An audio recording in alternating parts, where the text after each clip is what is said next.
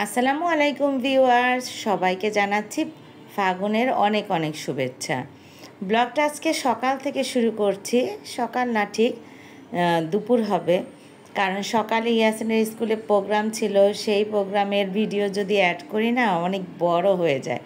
So আমরা একটু বের হচ্ছি, আমার পাখিরা, আমরা সাজুগুজু করে রেডি হয়ে চলে যাচ্ছি।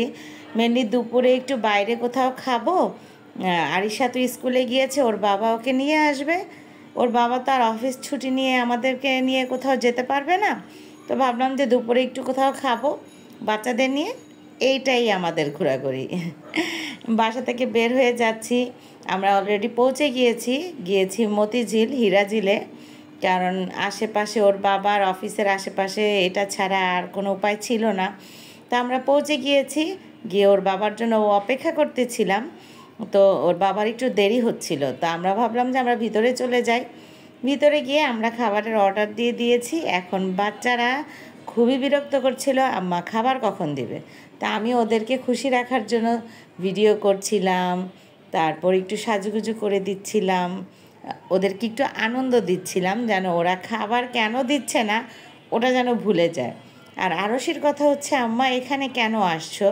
ওরা কি রাইস রান্না করতে পারে? ওদের খাবারে কি ঝাল থাকে? আরশি ঝাল একদমই খেতে পারে না। তো যাই হোক, ওদের কথা চিন্তা করে ওইভাবে করে খাবার অর্ডার দিয়ে দিয়েছি। এখন খাবারের অপেক্ষার পালা। তা আমরা যখন গেলাম তখন না রেস্টুরেন্টে ভিড় কম ছিল, চারদিক খুব ফাঁকা ফাঁকা ছিল। এই জন্য আমরা ইচ্ছামতো ভিডিও করেছি, বাচ্চাদেরকে নিয়ে আনন্দ করেছি। কিন্তু তারপরে এত ভিড় শুরু হয়ে গিয়েছিল যে বলারও বাহিরে। এই তো আমাদের খাবার আস্তে আস্তে চলে আসছে। প্রথমে সালাদ, তো আরশি বললো যে আম্মা সালাদ তো আমি খাবো না, সালাদ কেন দিল? বাচ্চাদের প্রশ্ন। যাই হোক, আমাদের ছিল চিকেন বিরিয়ানি, কাচ্চি, খিচুড়ি। চিকেন বিরিয়ানি আমি আরশি আর ইয়াসিনের কথা চিন্তা করেই দিয়েছি, কিন্তু তারপরও ওদের ঝাল লেগেছিল, ওরা খেতেই পারলো না। দুই ভাই বোন শুধু কোকই খেয়েছে, আর আমি একটু খিচুড়ি খেয়েছি। পরে আরিশাকে খাইয়ে দিয়েছি। আরিশার আবার ঝালে প্রবলেম হয় না। এই তো এরা দুই ভাই বোন খাবার দাবার রেখে এখন কোক খাওয়া নিয়ে ব্যস্ত। কোক নাকি অনেক মজার ছিল, বলে আম্মা কোক অনেক মজা। খাওয়া দাওয়া শেষে আমাদের একটা ফালুদা ছিল, অর্ডার ছিল, ফালুদা দিল। তো ইয়াসিন আর আরশি খুব আগ্রহ করে, এটা কি আম্মা দেখি। তো বললাম একটু খেয়ে দেখো না, ওরা খাবে না। তা আমি আর ওর আব্বাই খেয়েছি, আরিশা তো খায় না। তো আমাদের খাওয়া দাওয়া শেষ, এখন বেরোনোর পালা। তো ওর বাবা খুব তাড়াহুড়া করছিল, কারণ উনি লাঞ্চ টাইমে বের হয়েছে, আমাদেরকে একটু সময় দিয়েছে, এখন আবার অফিসে যেতে হবে। তা আমি বলছিলাম অনেক দিন হয় বাইরে চা খাওয়া হয় না, তা আমাদেরকে একটু চা খাওয়ালে তো ভালোই হয়। তো ওর বাবা খাওয়া দাওয়া শেষে আমরা ভাবছি যে একটু চা খেতে যাব কোথাও। অনেক বছর হয় টিএসসিতে যাওয়া হয় না। টিএসসির ওদিকে তো চা খাওয়া হতো আগে ভার্সিটিতে যখন পড়তাম, আর এখন তো সব ভুলেই বসে আছি। যাই হোক, বিল পে করা হলো, আর এরা তো রান্নাবান্না নিয়ে ব্যস্ত, ওরা যেখানেই যায় তারা রান্নাবান্না করে। তা আমরা এখন খাওয়া দাওয়া শেষে বেরিয়ে পড়ছি। আমার পাখি শাড়ি পরে খুব কষ্ট হচ্ছে হাঁটতে। সবাই আমার পাখিকে দেখে মাশাল্লাহ বলবেন অবশ্যই।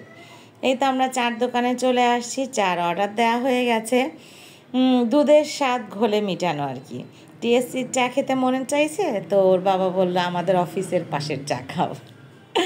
তো ওখানেই বসলাম, আমরা চা খাচ্ছি, বাচ্চারা চকলেট কিনলো, চকলেট খাচ্ছিল, আর আমি একটু চা আলাম আমার ভিডিও করে নিচ্ছিলাম।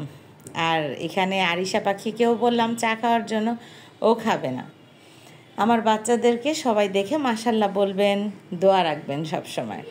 আসলে মানুষের জীবনের এই ছোট ছোট দিনগুলো যদি আমরা একটু কোনোভাবে সেলিব্রেট করি, সেটাই তো ভালো, তাই না? আজকে মেনলি আমাদের বাইরে যাওয়ার কোনো প্ল্যান ছিল না, কিন্তু এভাবে যদি বের না হতাম বাসায় থাকা হতো।